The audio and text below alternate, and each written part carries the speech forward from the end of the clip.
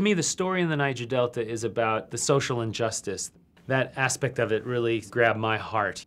The subject is so important, it's so ripe. It's so connected to what is going on today with rising oil prices, our dependence on oil, the fact that America takes 20% of Nigerian oil. They're all very compelling reasons why we should care.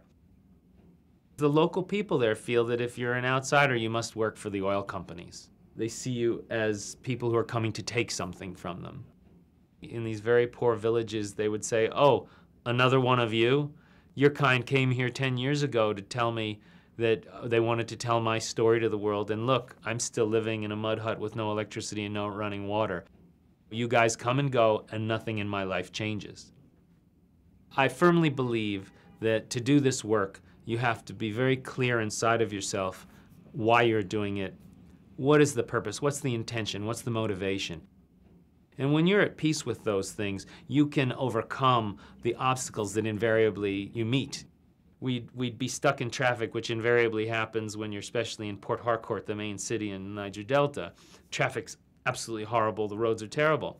And there was one time where there was this beat-up old van, and a bunch of the guys were outside it, pushing it because they couldn't get it to start. So I jumped out of our SUV and I got out there and I started to push. And everybody looks at me like, "What are you doing?" And they're startled. And then I get back in the car and my fixer says to me, "Wow, you really taught me a lesson there. I've never seen a foreigner get out and help any local person."